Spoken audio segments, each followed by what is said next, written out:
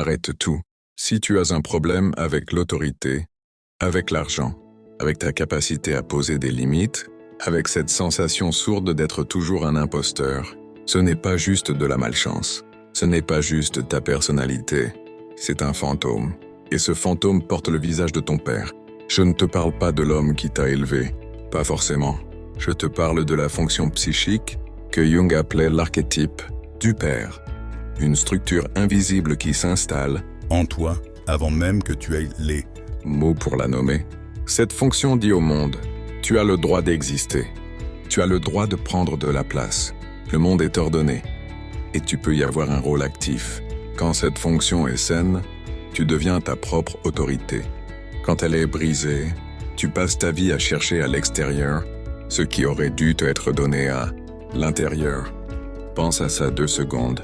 Quand un enfant tombe et se fait mal, il regarde d'abord son père, pas pour la douleur, pour voir si c'est grave. Le regard du père dit si le monde est sûr ou dangereux. Si le regard dit « je suis là, tu es en sécurité », l'enfant se relève. Si le regard dit « débrouille-toi, t'es un pleurnichard », ou s'il n'y a aucun regard du tout, l'enfant apprend que le monde est un endroit où il est seul. Et cette leçon, il ne l'oublie jamais. Elle devient le filtre à travers lequel il voit chaque patron, chaque opportunité, chaque femme, chaque échec. Le père dans sa forme lumineuse, c'est Zeus, c'est la loi, la structure, la direction. C'est la voix qui dit « lève-toi, c'est dur, mais tu peux le faire ».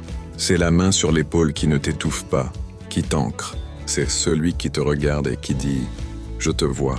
Et tu es suffisant tel que tu es. Quand tu as ça, tu n'as plus besoin de valider ta valeur sur Instagram. Tu n'as plus besoin de l'accord de ton boss pour te sentir légitime. Tu deviens autonome, pas dans le sens solitaire et blessé, autonome dans le sens où ton centre ne bouge plus quand le monde tremble. Mais il y a l'autre face, et c'est celle que la plupart des hommes portent, sans le savoir. C'est Chronos, le père qui dévore ses enfants pour garder le pouvoir. Ça ne se passe pas toujours avec des coups. Souvent, ça se passe avec des mots.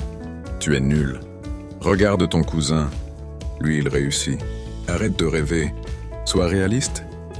Chaque phrase est un coup de marteau sur l'estime de soi. Et ton cerveau, qui veut survivre, enregistre la règle. Pour être aimé, je dois me faire petit. Pour être en sécurité, je dois obéir. Pour ne pas être rejeté, je dois performer. Alors tu grandis. Et à 28 ans, tu te retrouves à dire oui quand tu veux dire non. Tu acceptes un salaire qui t'insulte parce que, au moins j'ai un travail. Tu évites les conflits comme la peste. Tu bosses 80 heures pour prouver quelque chose à quelqu'un qui n'est peut-être même plus là. Tu cherches la validation dans le regard des autres parce que tu n'as jamais appris à te la donner à toi-même. Et tu appelles ça du professionnalisme. Tu appelles ça de la maturité. Mais c'est juste de la peur déguisée. Le pire n'est même pas le père violent. Le pire, c'est le père absent. Physiquement absent. Ou présent mais émotionnellement absent. Un enfant ne fait pas la différence. Pour lui, papa n'est pas là signifie « je ne mérite pas qu'on reste pour moi ». Cette phrase ne part jamais. Elle s'imprime dans l'inconscient et devient « je ne mérite pas l'amour ». Je ne mérite pas l'argent. Je ne mérite pas le succès. Alors tu passes ta vie à prouver que tu mérites. Tu remplis le vide avec du travail, avec des conquêtes, avec du sport, avec du contenu, mais le vide ne se remplit jamais parce qu'il n'était pas là pour ça.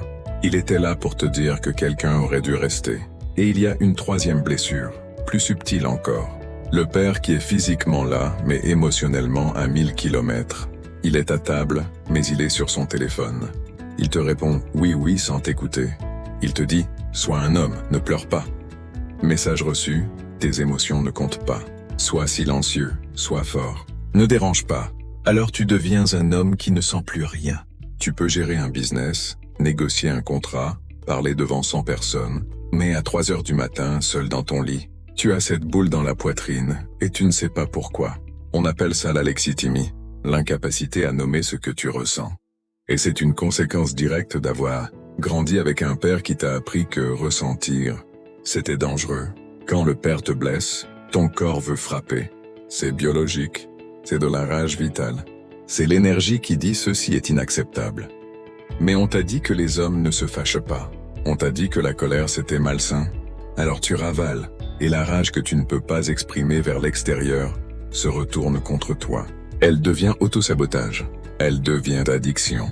Elle devient cette procrastination qui te pourrit la vie. Elle devient dépression. Jung avait raison quand il disait « Ce que tu refuses te possède ».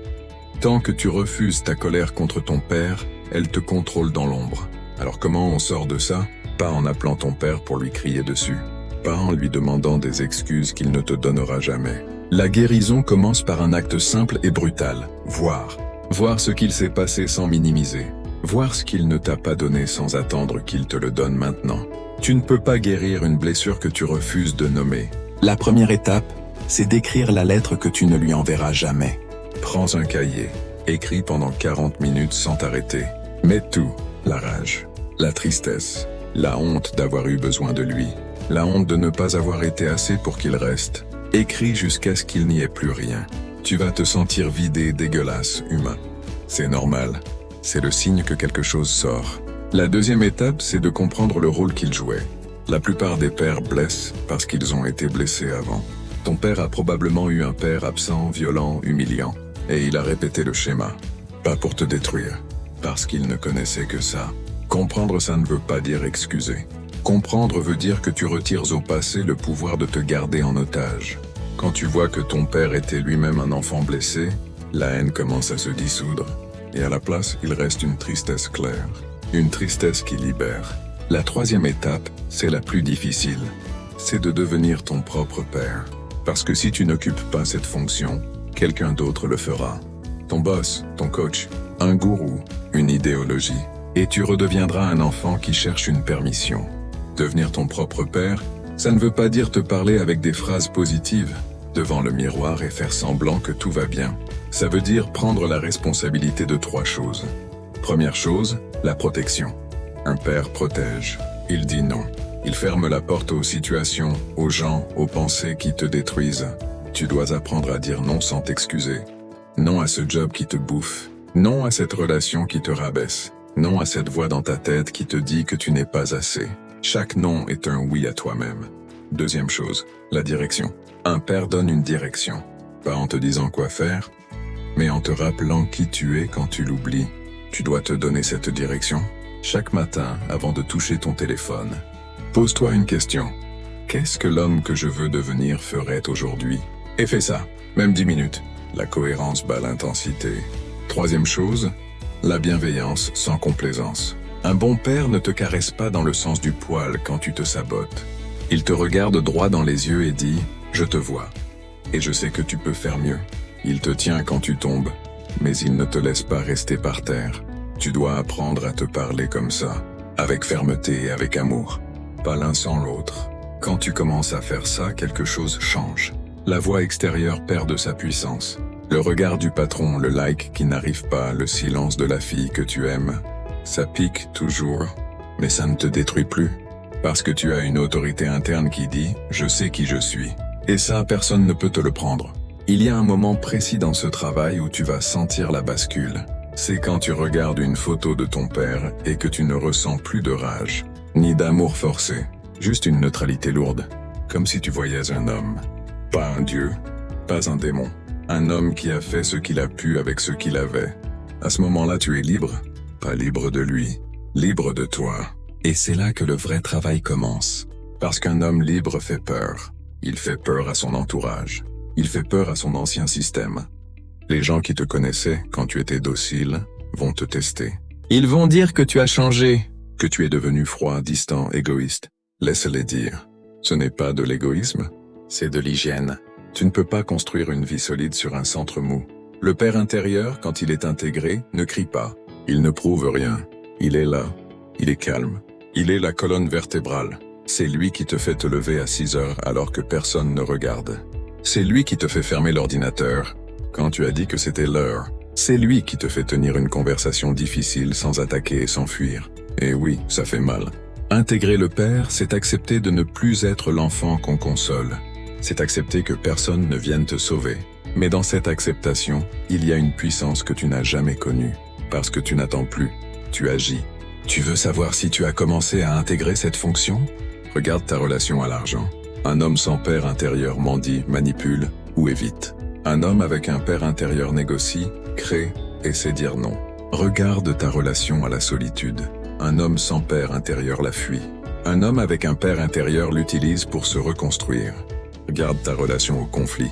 Un homme sans père intérieur fuit ou explose. Un homme avec un père intérieur tient le cadre. La guérison n'est pas un moment.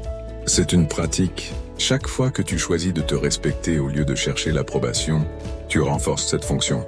Chaque fois que tu tiens une limite, tu dis à ton système nerveux « Je suis en sécurité maintenant. C'est moi qui décide. » Et non. Ton père ne reviendra pas te donner ce qu'il n'a pas pu te donner. Mais toi, tu peux te le donner. Aujourd'hui, pas demain. Aujourd'hui, parce qu'un homme sans père intérieur est un enfant en costume. Il joue à l'adulte. Il parle d'objectifs, de vision, de discipline.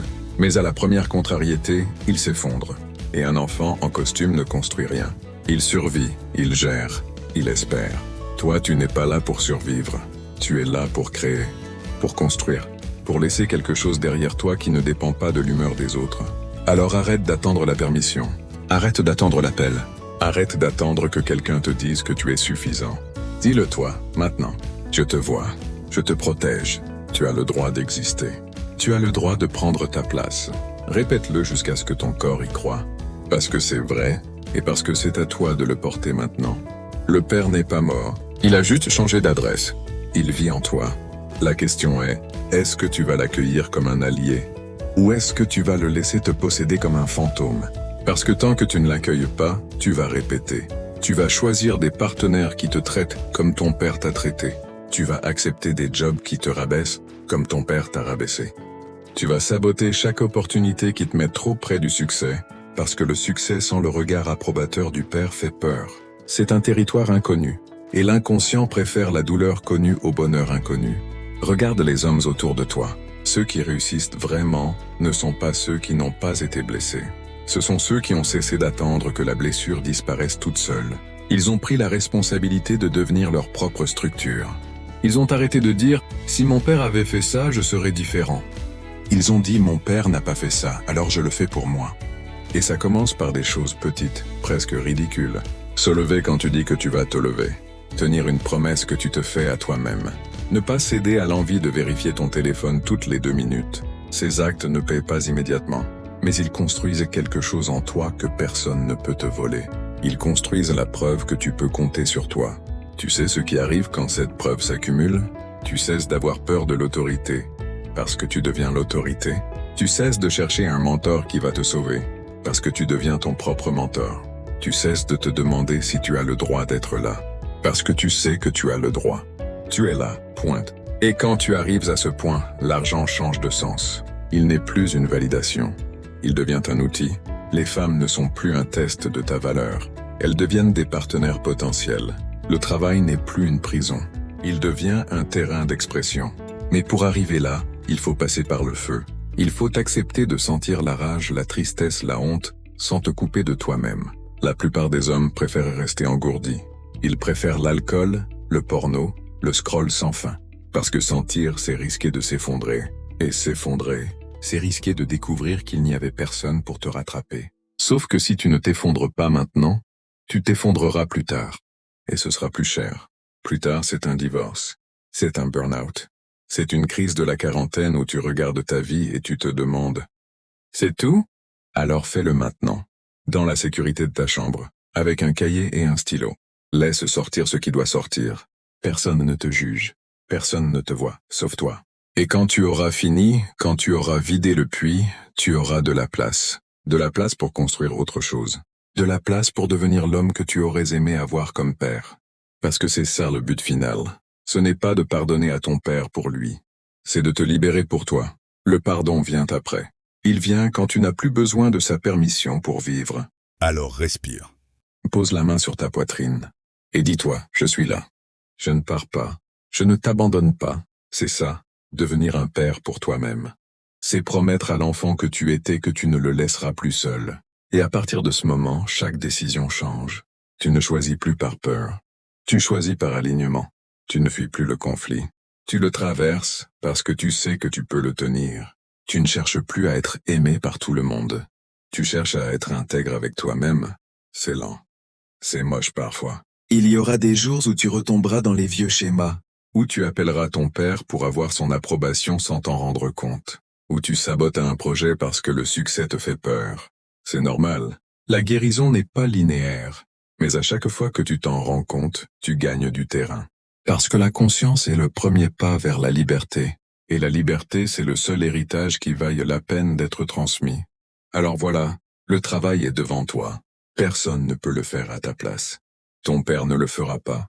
Ta meuf ne le fera pas. Ton coach ne le fera pas. Toi seul peux devenir le père que tu n'as pas eu. Et le jour où tu y arrives, tu comprends une chose simple. Tu n'as jamais eu besoin de lui pour commencer. Tu avais juste besoin de lui pour apprendre à t'en passer. La prochaine fois, on va parler de l'autre moitié. De la mère. De celle qui te donne la vie, et qui peut aussi t'empêcher de vivre. Si ce que tu viens d'entendre t'a touché, c'est bon signe. Ça veut dire qu'on a touché quelque chose de réel. Abonne-toi, on continue.